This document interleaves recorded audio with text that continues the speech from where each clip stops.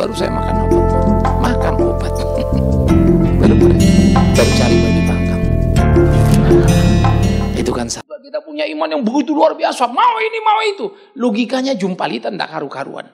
Sehingga sebetulnya antara keberimanan dan emosi keinginan itu beda-beda tipis. Maka dia harus diuji terhadap berbagai hal. Betulkah imanmu itu? Memang itu kehendak Tuhan atau kehendak diri?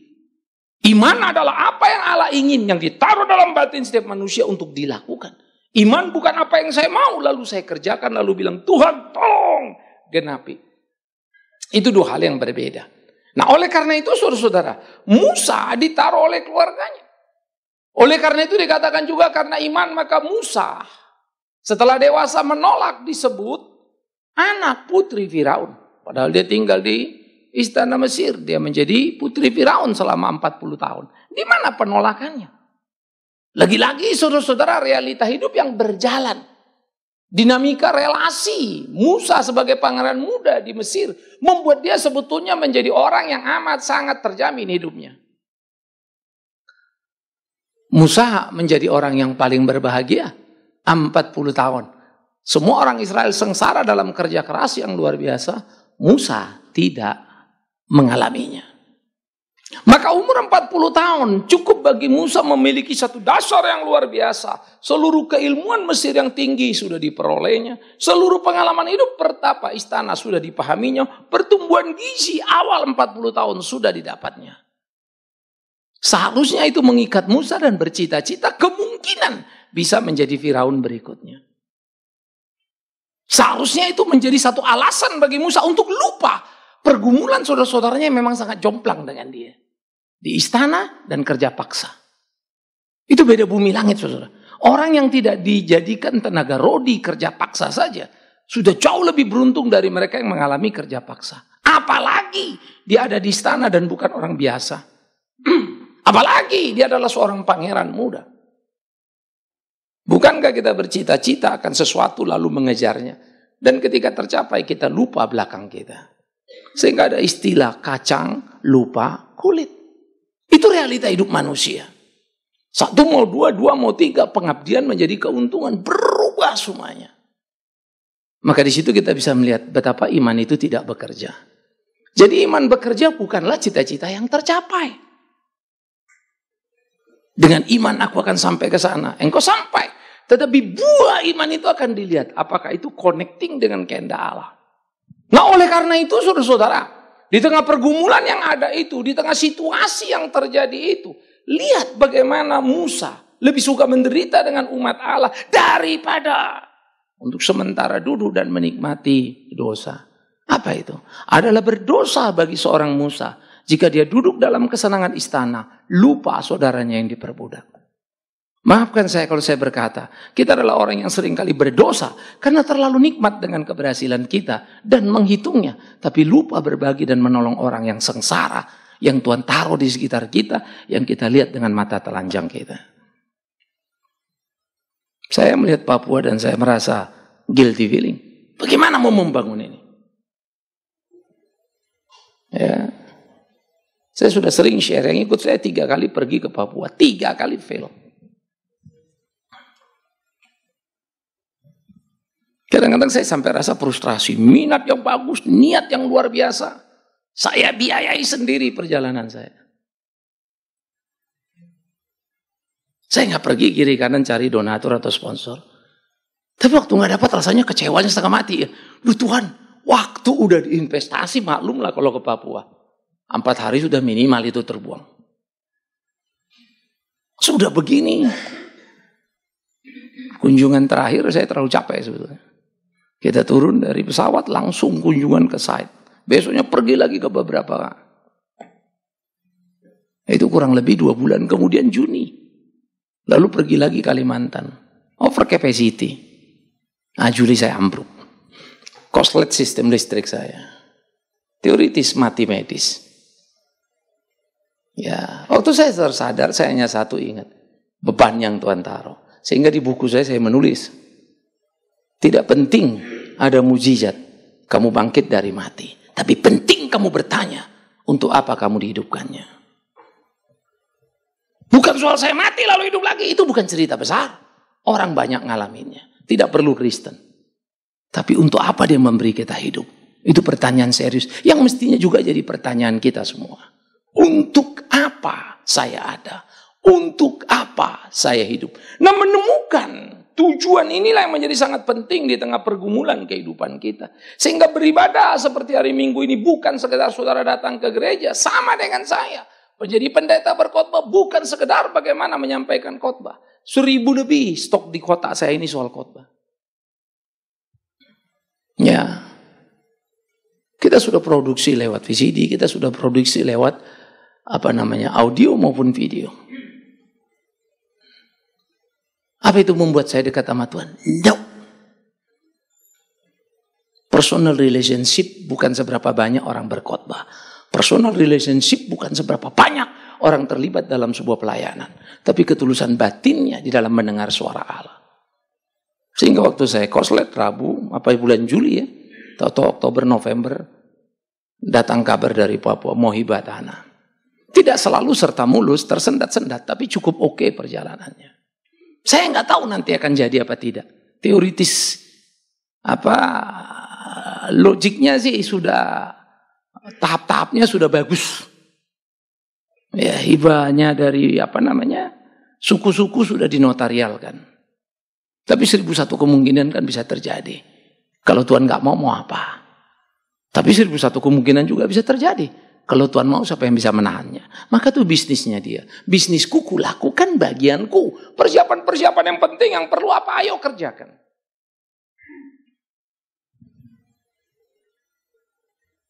Tapi kalau mau bicara jujur, pergumulan tadi, saya sakit loh.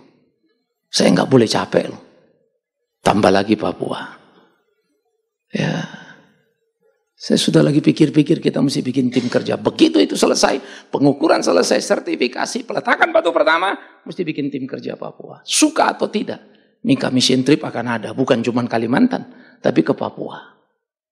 Suka atau tidak, ulang tahun sekolah akan ada 2 kali. Bukan cuma di Kalimantan, tapi juga di Papua. Suka atau tidak, 4 kali trip ini menjadi trip priority dalam tiap tahun pelayanan saya. Saya bisa menunda pelayanan kayak Jepang yang diundang, saya bisa menolak pelayanan yang di Dubai, saya sudah diminta. Dan beberapa pelayanan lain. Karena saya bilang jangan dulu diganggu fokus saya kemari. Pelayanan lain mendatangkan uang, pelayanan ini mengeluarkan uang. Tapi maafkan aku. Iman akan menolong kita hidup dalam situasi yang luar biasa. Dan itulah Musa. Si bodoh menurut kita. Ditinggalkannya istana, dibelanya saudaranya. Dibunuhnya orang Mesir di mana dia tinggal dan mendapatkan keamanan. Karena orang Mesir ini kemudian menganiaya secara semena-mena kepada saudaranya Musa. Dan ini Musa. Tapi panggilan jiwa tak bisa dibantahnya. Mahkota, pakaian istana tak pernah bisa membuat dia kehilangan identitasnya. Saudara-saudara, kita boleh pakai apa saja, kita boleh situasi apa saja, kita boleh dapat keuntungan apa saja, tapi satu, jangan sampai kau lupa Tuhanmu. Jangan kau sebutkan namanya, tapi dia tidak ada di hatimu. Itu rawan. Itu sebabnya orang tergilas di dalam perjalanan imannya. Mereka tidak lagi kokoh, mereka tidak lagi teguh. Mengucap nama tapi tak tunduk kepadanya, tidak tunduk sepenuhnya. Karena itulah Musa menganggap penderitaan sebagai sebuah kesukaan. Daripada duduk diam di istana, lupa saudara-saudaranya. Saya bilang, mari kita belajar menggelisahkan diri kita. Saya kalau nonton TV, ya kemarin untuk kedua kalinya, ketiga kali ya, saya nonton satu film itu. Bagaimana seorang dokter, dari dokter karena situasi politik yang pelik, sampai dia ke pergerakan politik karena mau menolong anak-anak. Tapi orang-orang kaya yang donasi mereka, yang ngirim sumbangan itu, ternyata cuma ngirim sumbangan untuk prestis nama mereka. Tapi tidak hati mereka. Sehingga dia marah luar biasa. Tapi sebetulnya dia mau marah sama orang kaya. Kenapa kamu gak kasih lebih? Apa pula haknya? Itulah dia berteriak. Ia merela berlari di antara desingan peluru. Ia menjadi dokter yang tak hanya menolong orang sakit, tapi menolong kemerdekaan mereka. Ia menjadi dokter sekaligus pejuang. Kadang kalau saya lihat, saya begini, aduh, itu memang film. But it's the true story. Tapi waktu saya lihat film begini, saya mulai pikir diri saya. Kira-kira kita gimana ya? Perjuangan kita ini seperti apa ya? Hidup kita ini apa ya? Karena hidup kita ini sangat singkat, 70-80 tahun. Begitu mati, lukisan apa yang kita tinggalkan? Sejarah apa yang akan dipahami orang tentang kita? Mari kita berlomba. Mari kita berpacu pada waktu yang singkat. Melukis lukisan indah tentang hidup kita. Musa telah menjalaninya. Oleh karena itu, dia tidak rela saudara-saudaranya menderita. Dia mau ada di sana. Ibrani lalu melompat jauh lalu mengatakan, ia menganggap penghinaan karena Kristus sebagai kekayaan lebih besar daripada harta Mesir. Emangnya waktu zaman Musa Yesus sudah ada? Belum. Itu namanya iman. Karena iman dia menatap nun jauh ke sana. Upah, yaitu ketika Kristus mati, seluruh pekerjaan orang di perjanjian lama terhisap kepada Kristus. Itu yang dipahami sebagai upah adalah anugerah yang diterima Allah dalam belas kasihan kemurahannya. Kalau dia memberi aku upah sehingga aku diselamatkan, mengapa aku berhenti melayani dia? Kalau orang kerja dulu baru dapat gaji ya, baru dapat upah. Tuhan kasih upah dulu baru kita disuruh kerja. Gendeng kan kalau nggak mau. Gila kan kita bilang. Tapi rupa-rupanya penyakit manusia ya. Kalau dikasih gaji duluan pasti memang jamin nggak kerja punya itu. Seenaknya udah terima. Makanya kalau proyek kita kasih sekian persen, nanti final sekian persen. Kalau enggak dia nggak kerja tuh. Dan keselamatan pun memang menjadi godaan besar. Diberi depan membuat kita tidak mau bekerja. Sudah dapat ini, lalu meyakinkan diri, oh kita orang sudah diselamatkan. Apa iya? Maka orang yang mengerti upah, yang menerimanya, mereka akan menjalaninya dan tampak dalam hidupnya. Itu iman yang bekerja itu. Kita selamat bukan karena kita berbuat baik. Musa melihat jauh kepada Kristus, menerobos 1.500 lebih, kurang lebih tahun ke depan. Dia lihat salib itu. Kita ini sekarang bukan ke depan lihat salib. Salibnya udah tuh. Mestinya kita lebih hebat, lebih kuat, lebih luar biasa dari Musa. Mestinya. Karena Musa melihat ke depan belum tampak 1.500 tahun paling tidak kurang lebih. Baru itu realita. Kita sudah lihat itu ke belakang 2.000 tahun kurang lebih. Sudah terjadi. Data, fakta, sejarah sudah terkumpul lengkap. Seharusnya terkobarlah batin kita. Karena itu dia tidak mau terikat dengan kekayaan Mesir. Lalu dia ada di antara saudaranya. Lalu menjadi buron. Miris ya. Sehingga Musa yang menegakkan prinsip itu. Ia meninggalkan Mesir dengan murka Allah. Bagaimana tidak dia jadi buron? Dapat kepala hilang. Apakah Musa ada rasa takut? Yes, siapa bilang tidak? Beriman tidak sama dengan tidak takut. Sehingga orang sering bilang, aku beriman. Aku tidak takut apapun. Bagi saya itu logika yang aneh sekali. Sebagai manusia, semua kita punya rasa takut apapun. Yuk nggak takut kalau besok bangkrut. Takut kan? Jangan bilang, saya percaya Tuhan pasti tolong. Betul percaya Tuhan pasti tolong. Ketakutan adalah perasaan normal yang Tuhan taruh dalam hati tiap orang. Untuk dia sadar betapa dia terbatas. Tapi ketakutan tidak boleh menindas. Ketakutan harus dikalahkan. Bagaimana dia ditaklukkan dan kita berperang tiap hari. Karena dunia kita ini dunia berdosa. Kita hidup dalam keberdosaan. Musa pergi menjadi buron 40 tahun. Itu sebab ketika Tuhan suruh dia kembali lagi. 40 tahun sudah lepas dari cerita Mesir. Sekarang 40 tahun menjadi gembala domba. Dia sudah membangun sebuah keluarga. Sudahlah. Dan usianya tidak lagi muda. Sudahlah. Alasan-alasan cukup bagus. Saya sudah tidak muda usia. Ya, umur Musa 120 tahun. Saya sudah berkeluarga. Saya sudah pernah coba tolong orang Israel, saudaraku sendiri. Dan gara-gara mereka saya buron. Alasan apa ya Tuhanku aku balik ke sana?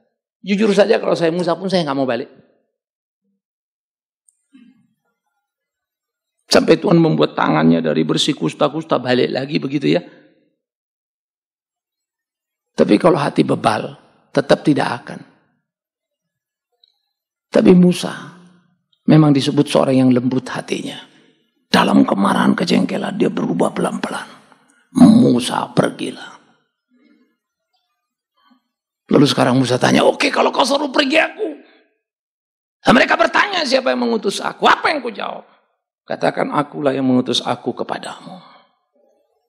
Dia sang yang berdaulat. Itu nama Allah yang luar biasa.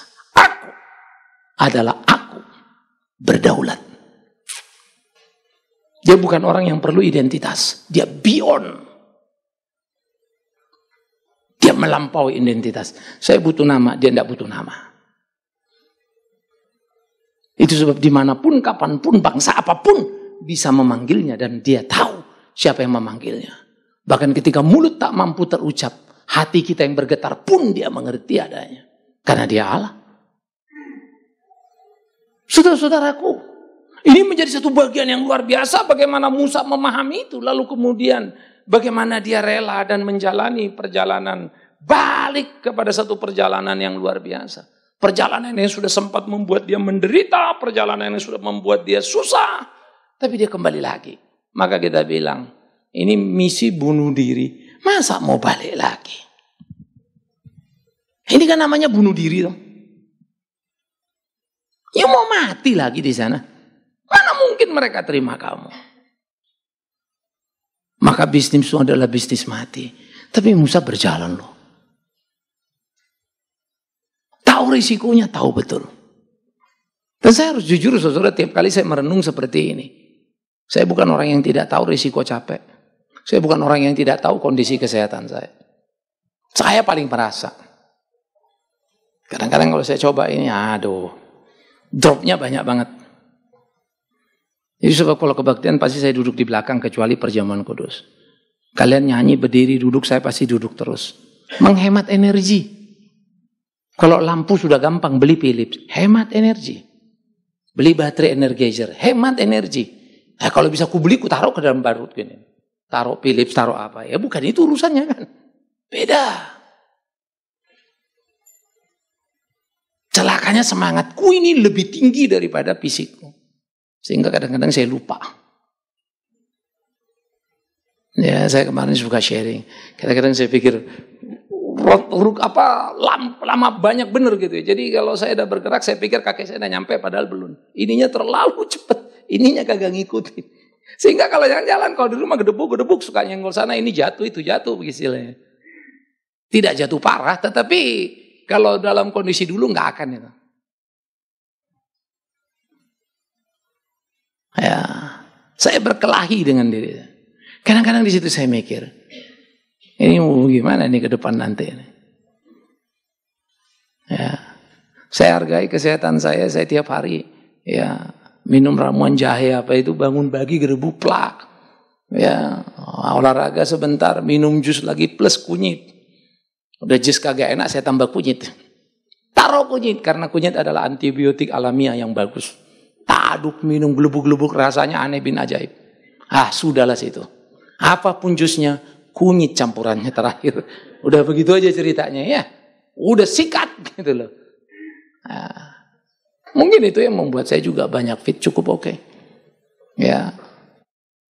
Baru saya makan Havermut, makan obat. Baru pergi, baru cari babi panggang. Itu kan sahabat baik, tidak boleh dilupakan ya. Nah saudara-saudara, ini bagian-bagian yang bagaimana perjalanan dinamika hidup kita itu pasang surut loh. Tak gampang. Jadi kalau kau pikir kau Kristen, saya sudah berdoa loh Pak, kenapa persoalan saya datang? Justru karena kau berdoa persoalanmu datang. Kalau kau tidak mau persoalan, tidak usah kau berdoa. Masa Pak? Iya, ada orang jahat, pukul, selesai. Nggak ada aturan kok. Nggak punya uang kau curi uang orang, beres. Kau tipu dia, selesai. Apa yang bikin kau susah? Pak, saya ribut sama istri saya, Pak, ceraikan, cari yang lain. Nggak ada larangan kok. Kau kan bukan anak Tuhan, kau anak hantu, cocok itu. Lakukan yang kau mau. Karena hantu sama kita itu chemistry bener.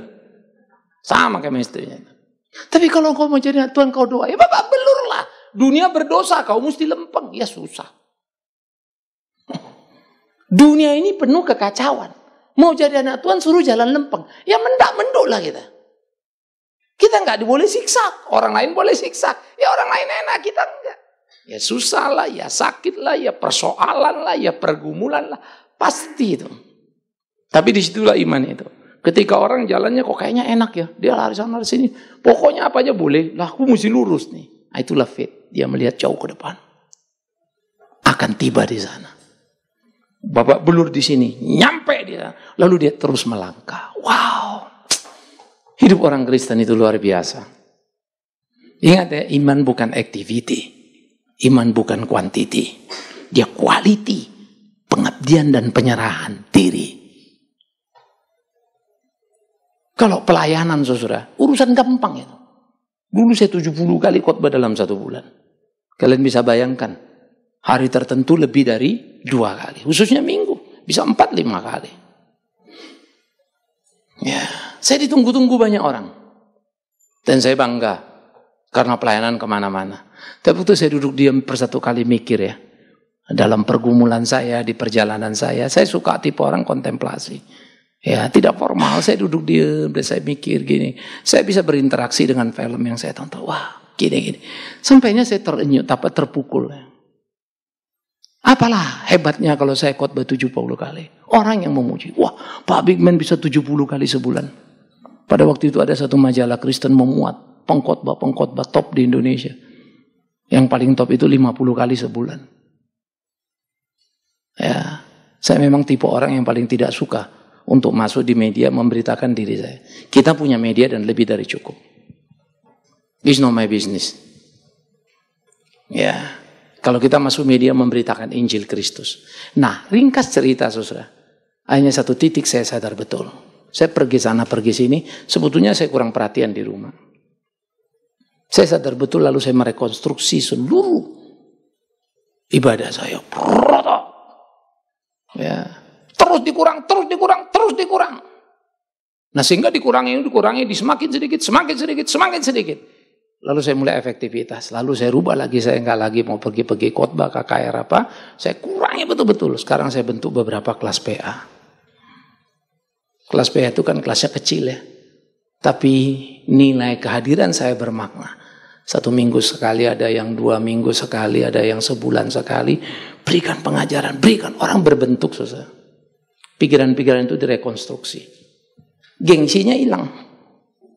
Karena hidupku bukan menjadi pengkhotbah terkenal. Hidupku menjadi guru yang jadi berkat. Dan itu panggilan kita bukan. Bagaimana menolong orang menemukan kebenaran. Toh kalau saya pelayanan 70 kali katanya hebat. Ya enggak lah. Siapapun sebetulnya pendeta pengen 70 kali. Karena 70 kali sama dengan 70 amplop. Ya jujur saja. Kami ini pendeta, kalian pikir apa? 70 amplop itu. Tinggal dikali angkanya berapa? Orang-orang tertentu membuat saya punya rate. Ya. 1 kali saya bicara sekian juta. Sampai di top sekian juta. Nah, itulah orang. Saya diminta lewat doa saja pun doain rumah orang. Dia kasih amplop tipis. Tipisnya setengah mati. Sampai set. Saya pernah begitu. Pak Bigman terima kasih. Tadi saya selesai pelayanan. Saya mau pulang ke airport. You suruh saya mampir doain rumah you. Ya, di Citra itu tanahnya 2.500. Rumahnya sak gede gajah gitu. Ya, masih pasangan muda sebetulnya. Saya bilang, mau nggak rumahnya diberkati? Tadi kan saya ada doa ya. Supaya berkat dari doa saya itu turun ke atas rumahmu ini. Jangan ada penghalang. Maksudnya apa? Ini kau pegang nih. Pak, kami betul-betul sungguh-sungguh. No. Pantang bagi saya menerima kalau saya cuma mendoakan rumahmu. Kalau saya khotbah kamu ulang tahun anakmu, satu waktu kamu undang, silakan. Itu haknya hamba Tuhan. Tapi berdoa enggak. Doakan orang sakit saya sering sampai diminta saya datang. Sampai dia nggak enak, bukan saya yang minta Bapak datang. Loh, bukan kau yang minta aku datang. Aku yang mau datang. Kau cuma kasih tahu. Mau datang apa enggak urusanku, itu bukan urusanmu. Emang kau yang menentukan aku datang. No. Saya mau datang dan saya sudah rela. Jangan. Nggak miskin saya karena itu. Harga diriku ada sampai sekarang. Kenapa? Saya percaya Tuhan pasti tolong. Kadang-kadang otak ini pun nyesel. Begitu jalan, aduh apalagi kalau udah gak punya uang. Bodoh lo sendiri, kemarin tipis-tipis lo tolak, sok tahu gitu. Saya sering lo, sok tahu lo. Saya bergumul. Itu tidak gampang, saudaraku. Saya berkelahi dengan batin ini. Bukan hidup saya tanpa pergumulan.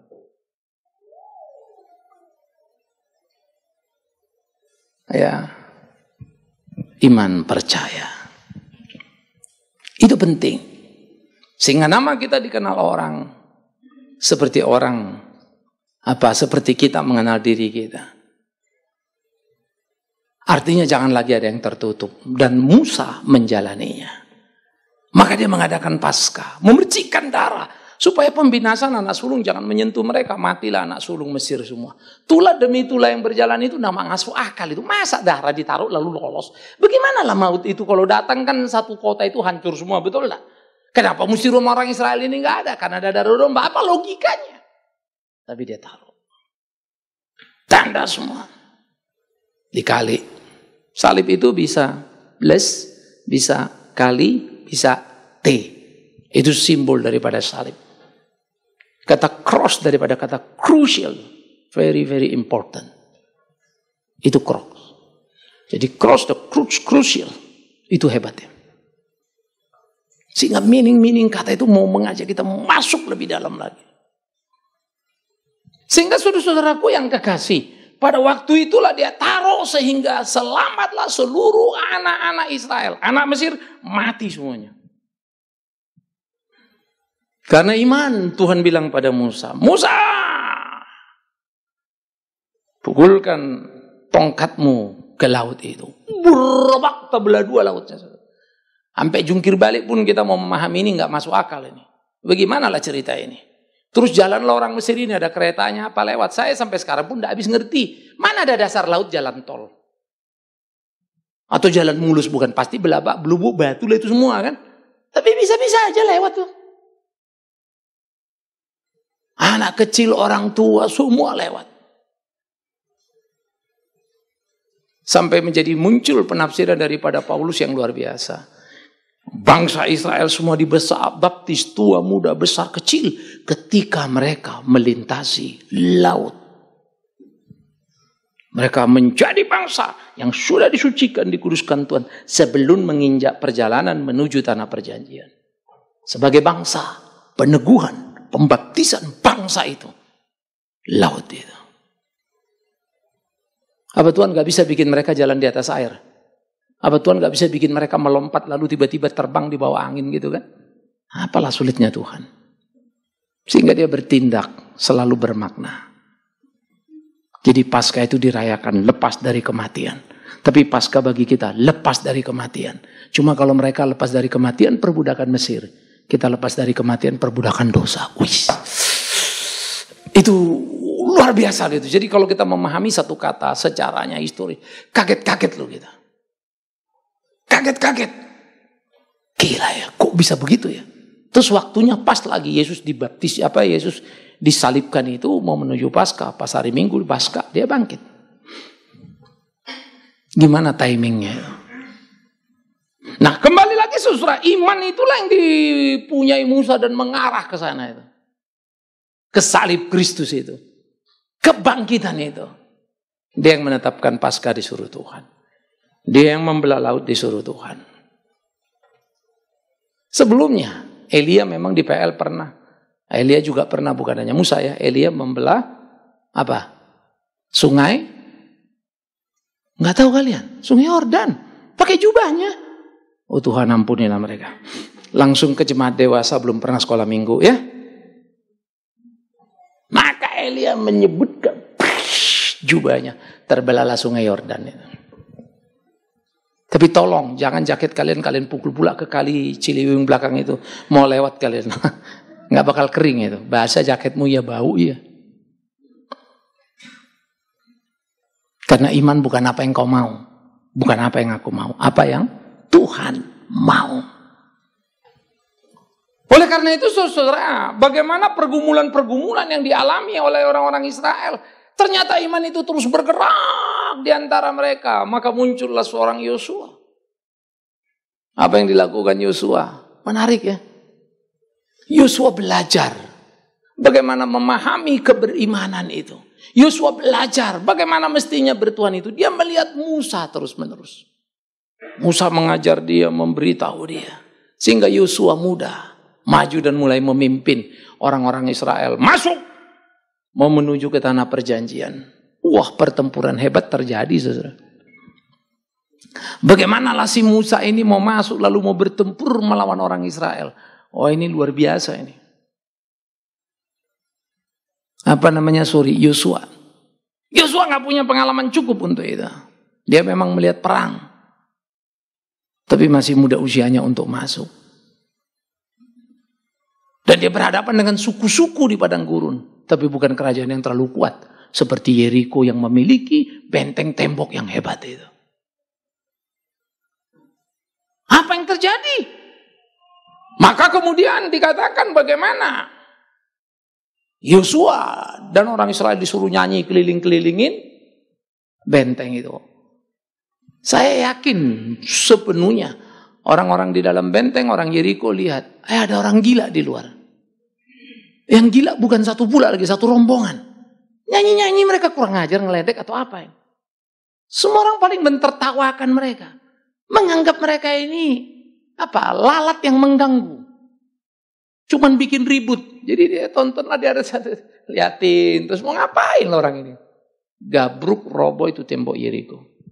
Tapi tolong. Jangan kalian pulang lalu bilang. Mari kita beriman. Lalu kalian kelilingi HI supaya roboh temboknya. Enggak ada cerita itu.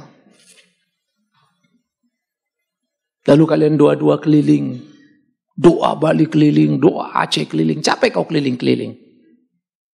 Nggak akan hebat itu. Kalau kau orang beriman dari sini, kau doakan Bali, dari sini kau doakan Aceh. Tapi tolong ya, perilakumu.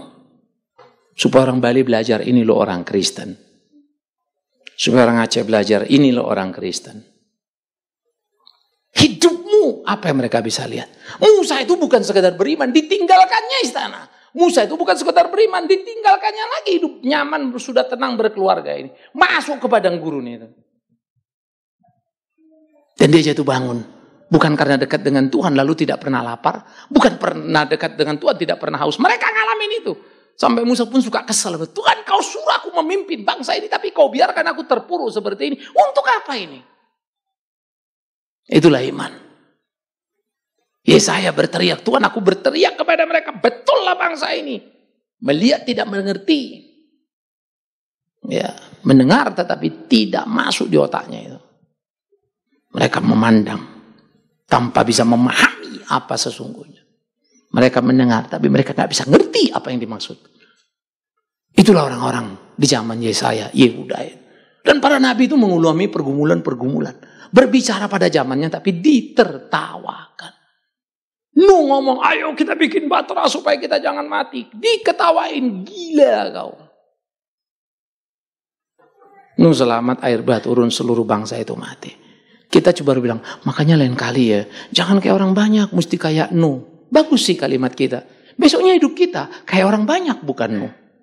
Sama aja sih.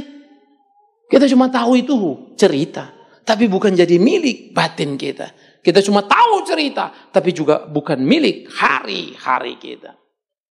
Nah, oleh karena itu saudara, Rahab, apa yang dialaminya? Ketika orang Israel mengelilingi tembok Yeriko dan tembok Yeriko rubuh. Maka Rahab apa yang terjadi? Dikatakan perempuan sundal itu tidak turut binasa bersama-sama dengan orang-orang durhaka karena dia telah menyambut pengintai itu dengan baik. Kalimat Rahab itu menarik. Aku mendengar Allahmu adalah Allah yang hebat. Aku akan menyembunyikanmu. Tapi tolong bawa aku karena aku mau dengan Allahmu itu. Lalu Rahab berbohong soal pengintai ini. Lalu ada orang bilang, kita boleh bohong demi kebaikan. Seperti Rahab, ngawur kamu. Luar biasa ngawurnya. Saya pernah dengar seorang pengajar ngomong begitu. Oh ya ngerti lah, Rahab itu memang sah. Dia kan bohong dalam pimpinan Tuhan. Sejak kapan pula lagi Tuhan memimpin orang bohong? Ini ngawur ini ngajarannya. Kasus Rahab itu beda. Rahab orang Yeriko tidak ngerti kebenaran. Perhatikan kalimat itu. Rahab orang Yeriko tidak ngerti kebenaran. Dia menolong Israel dengan cara yang dipahaminya. Tapi Tuhan ngerti dia. Cara bodoh kita, cara salah kita. Tuhan bisa maklumi dalam ketulusan hati kita. Ingat ya, hati kita tulus tapi caranya salah. Bisa nggak? Bisa banget. Tapi Tuhan ngerti. Hana itu doa. Imam Eli gak ngerti. Hana mabok kau katanya. Tapi Tuhan ngerti. Dan Hana mendapatkan Samuel. Batin yang tulus. Aku dengar Allahmu luar biasa. Aku mau Allahmu itu. Seperti Rut. Naomi mertuaku. Negerimu, negeriku. Allahmu, Allahku. Itu iman luar biasa itu. Ya. Berbahagialah mertua-mertua yang punya mantu kayak Rut. Biasanya jarang ya. Hei mertuaku, Allahmu bukan Allahku. Allahmu, Allahmu, Allahku, Allahku. Gitu. Itu anakmu, itu suamiku. Pergi kau, sudah jadi suamiku itu. Banyak ya mantu-mantu yang mengusir mertuanya. Melawan mertuanya. Ya, semoga kalian tidak masuk surga. Jadi mantu-mantu jangan kurang ajar sama mertuamu. Hormati. Tapi tolong mertua-mertua jangan pula kurang ajar sama mantumu. Ya. Lalu kita puaskan diri kita, tanggung jawab kita membawa mereka mengerti kebenaran dan mengenal Tuhan. Baru indah. Karena itu Rahab bilang, aku percaya. Iman itu hidup. Padahal dia cuma dengar-dengar loh cerita tentang Allah ini. Dia belum punya pengalaman yang utuh. Cuma kemarin dia lihat gila tuh roboh lo tembok. Ya, bakal hebat terjadi ini. Kemudian dia mempercayakan dirinya. Nah oleh karena itulah saudaraku. Ini menjadi bagian yang patut untuk kita pikirkan. Di dalam perjalanan Israel yang penuh dengan selak beluk, kesakitan, kesulitan, penderitaan. Tetapi Israel tidak pernah menyerah. Musa ada di sana. Orang Israel bisa kurang ajar, datang silih berganti. Tapi pemimpin tetap dilahirkan. Orang yang beriman dan punya tanggung jawab. Nanti nyambung lagi itu nabi, imam-imam, hakim-hakim dan seterusnya. Kita akan melihat itu nanti. Ini kita memahami apa yang sedang kita kerjakan. Dan izinkan saya sedikit share khususnya nanti ada beberapa di antara kita ini yang akan ikut Mika Mission Trip. Dan saya harap saudara kalau mau pergi ke sana bukan cuma mau lihat proyek di sana. Demi Tuhan yang hidup. Lihatlah apa yang bisa kau kerjakan. Lihatlah apa yang bisa kau lakoni. Itu rindu saya sekarang ini. Ini bukan proyeknya Big Man Sirait walaupun saya pendirinya. Ini bukan milik Big Man Sirait walaupun saya keringat darah untuk itu. Demi Tuhan, bukan. Kulakukan bagianmu, lakukan bagianmu. Tuhan percayakan ini pada kita semua. Amin. Itulah kita mau ke sana. Apa yang bisa kita lakukan buat anak-anak ini. Sehingga kita kerjakan apa yang bisa kita kerjakan. Saya percaya Tuhan akan menolong kita. Jangan punya alasan A, B, C, D, F, G. Karena kalau ku bikin alasanku A sampai Z. Banyak alasan yang bisa dibangun. Tapi demi Tuhan yang hidup. Biarkan iman itu membawamu menerobos tembok-tembok yang menghalangi di kehidupan ini. Jangan takut. Sekalipun takut datang dan ada di kehidupan. Jangan kalah. Berimanlah. Tuhan akan menolongmu, membimbingmu ke jalan yang semestinya. Amin. Kita berdoa. Kita ambil waktu teduh sejenak. Pasang surut kehidupan, kesulitan, kepahitan, kegetiran.